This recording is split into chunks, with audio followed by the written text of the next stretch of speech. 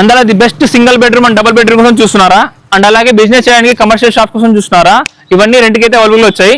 ఎక్కడ తెలుసుకోవాలనుకుంటే స్కిప్ చేయకుండా చూసేయండి. ప్రైమ్ లొకేషన్ లో కమర్షియల్ స్పేస్ తో పాటు సింగిల్ బెడ్రూమ్ మరియు డబుల్ బెడ్రూమ్ అయితే రెడీ అవబోతున్నాయి.